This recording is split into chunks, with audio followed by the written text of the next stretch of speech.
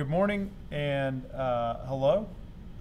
Just wanted to quickly go over how we are going to upload our images into lightroom.adobe.com as opposed to the app. So if you're just using your Chromebook, you should still be able to complete these no problem.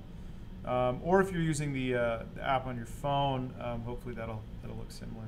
Before we get going on the assignment and our Lightroom talk, I just wanted to address the fact that I've had several of you emailing me the assignments, and I just want to curtail that as sort of a hard no. Please do not email me the assignments. If you're unsure how to do this, hit me up so that we can chat on Zoom so that we can make sure that you know how to do this.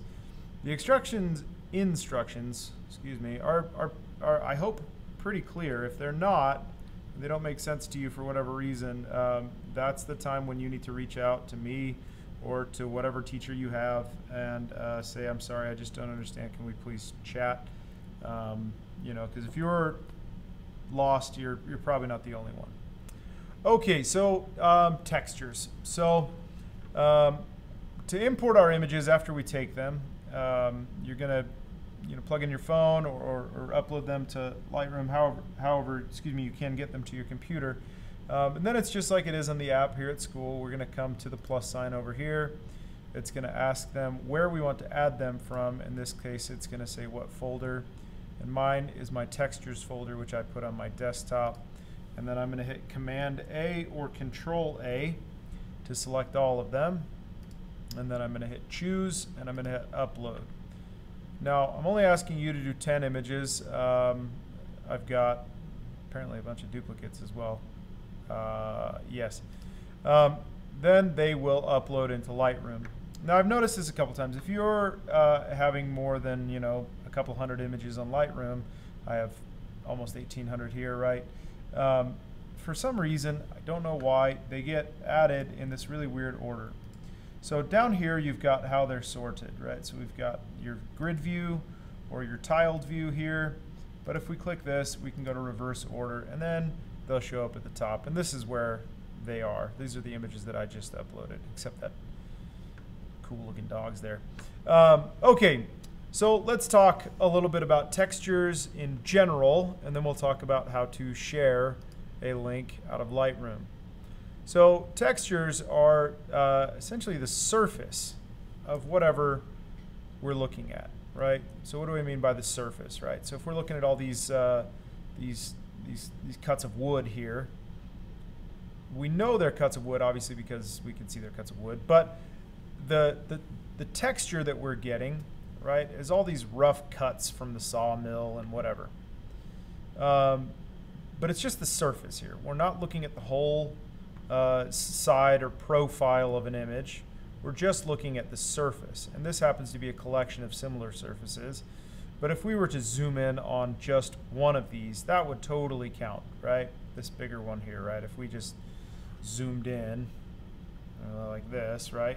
That is the surface, and that is a texture, right? Everything has texture itself, but when we're kind of pigeonholing this assignment, categorizing it into texture itself, right? We're talking about the detail of the surface of one or more similar objects. Again, some wood, these coffee beans, right? Coffee beans are small enough we're getting more than just the texture, but excuse me, we're getting the whole image in some case of the subject, but just on the surface we've got some exfoliated rock here, or maybe some wood bark. I'm not sure. Actually, probably wood bark. Looking at that, that's probably a good piece of bark. Obviously, I took these. We've got a whole collection of papers here. Okay, so this is one that I want to highlight because these papers here, if they're all from the same stack, presumably about the same shape cut. If we were to put the sun right overhead at noon, this wouldn't really be anything. It wouldn't show us anything definitive. Okay. But by angling it, the light source, we get shadows here. The light's coming from over here somewhere, just barely off to the side, and we're getting these very soft shadows. Okay.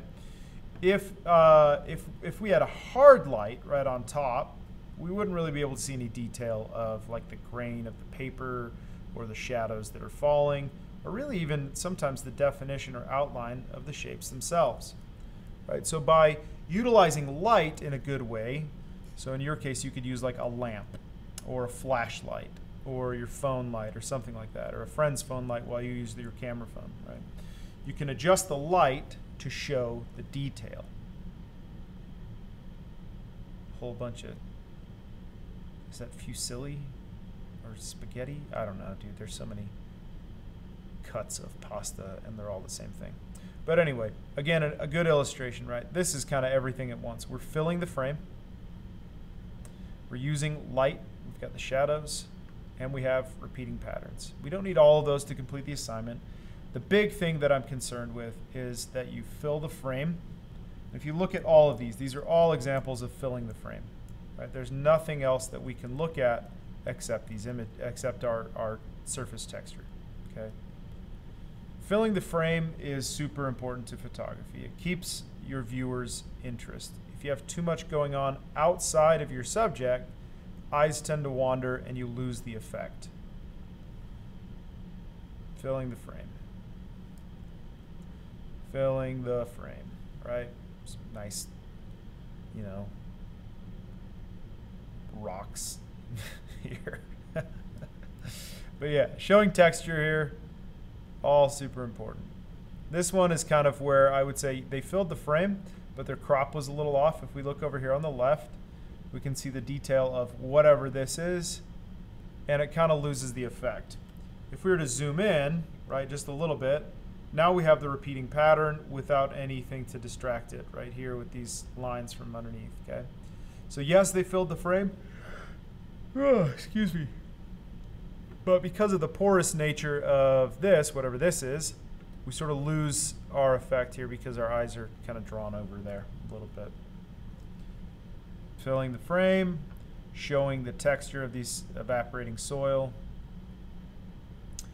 Filling the frame, I don't know. Maybe I should or shouldn't include this one. I don't know. Got this corrugated whatever, and then this, you know, looks like it was written by my daughter here with, you know, a makeup brush or something. I don't know. Whatever. Whiteout is what I was trying to say. I don't know how I got makeup brush.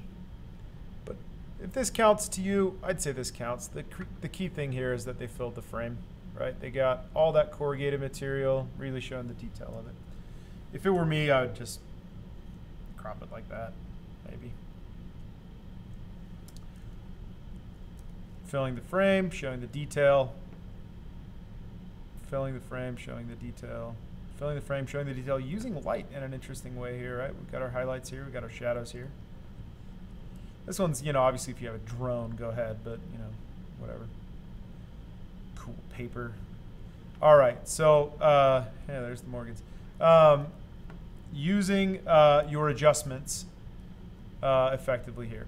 Let's use this one. So I'm going to hit my sliders up here, my edit tab, and increasing contrast will sometimes help show your detail. In this case, we kind of get blown out values. So actually, I'm not going to do that one. Shadows will help you. Sorry, decreasing your shadows, making them deeper. Increasing or decreasing your highlights will help. And then actually, would you look at that? We've got something that's called texture, clarity, and dehaze. Let's look at the coffee bean. Okay, so to get out of the edit tab on the online, you hit the X up here. So I'm going to hit that X, and then I'm going to go back to coffee beans here. And I'm going to hit the edit tab. And I'm going to increase my texture all the way. And you'll see what happens here. Right? It kind of grabs the sort of the minute highlights and it just sharpens them up. It tightens them. Clarity will do the same in such a fashion. Yeah, there we go. Really showing the detail of every little crack and crease in those coffee beans.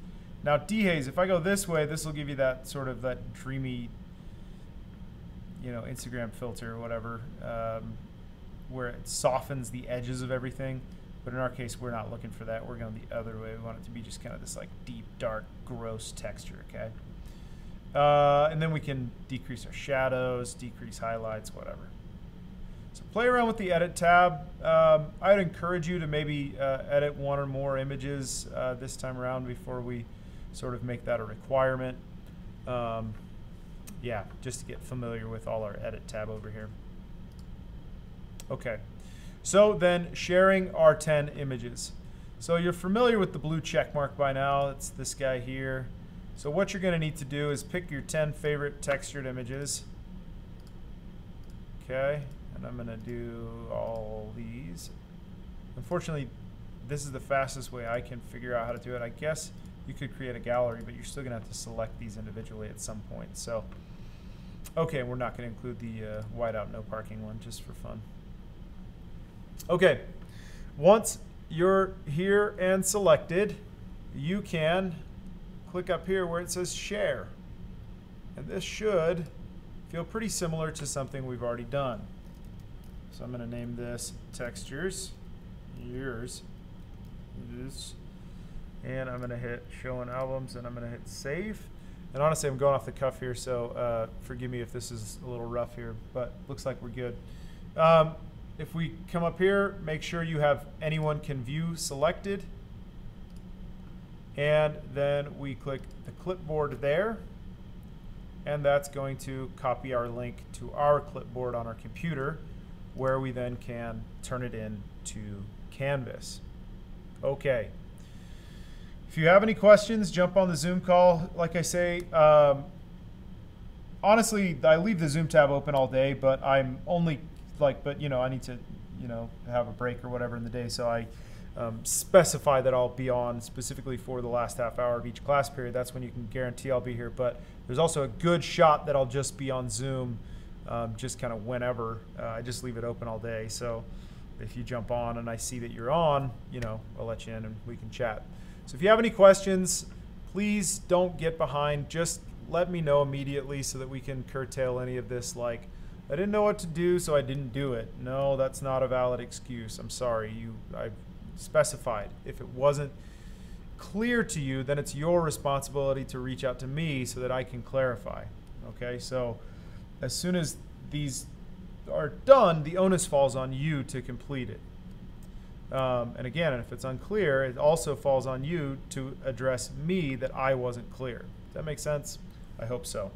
Okay, hope you're doing well, staying free and clear, quarantining well, and wearing a mask when you're in public and all that stuff. So like I say, if you have any questions, feel free to hit me up on Zoom or send me an email or whatever. All right, I'll talk to you soon. Take care.